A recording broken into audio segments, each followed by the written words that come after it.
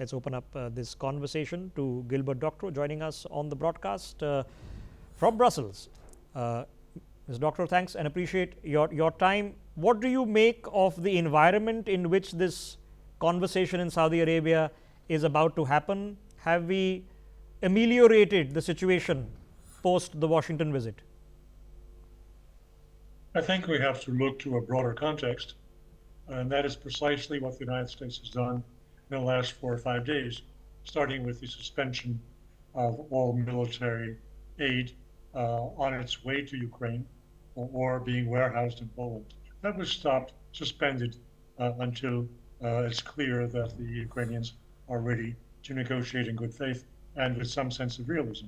More important still was what happened a few days ago when the United States withheld or cut all intelligence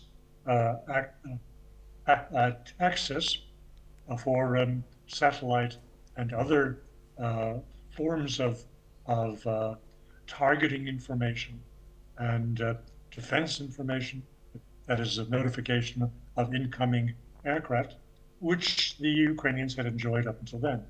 This is still more massive pressure on Ukraine to face the realities of the situation as they enter into negotiations, and to put behind them all of the brave or bravado talk about imposing conditions that essentially would take from the Russians, who are the victors, all of their gains, and would present them as the losers in this. Okay, so Mr. Doctorow, how do you expect this to play out? Because obviously a ceasefire negotiation will have to be an agreement both met with the Ukrainians and the Russians. The Russians are not on the table in Saudi Arabia. So how does the intermediary conversation play out? Well, the Russians are the winning side. That they will agree to anything that resembles a fair end to the war is obvious. The Ukrainians have been living in a world of irreality, which has been encouraged first by the Biden administration and then by all the European allies up to yesterday. They're all speaking as if Ukraine can continue the war indefinitely.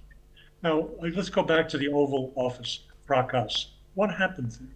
There was an exchange between Zelenskyy and Trump, which directly relates to the United States' latest actions, cutting off Ukraine to the intelligence it needs to both engage in offensive attacks on Russia and to defend itself against incoming aircraft.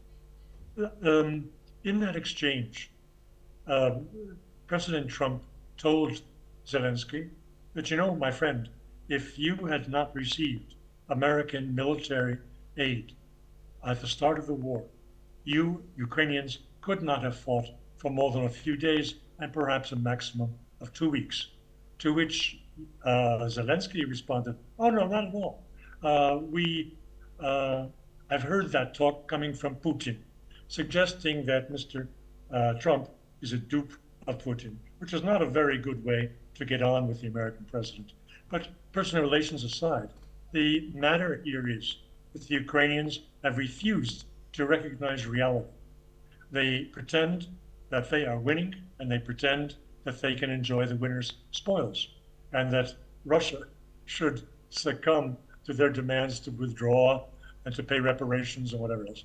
This, I think, the test in coming up in Riyadh will be for the American negotiators to see if the Ukrainian negotiating side has come back to down to earth, faces reality, and understands that they are losing this war, and that if they don't conclude a peace quickly, there'll be nothing left of their country.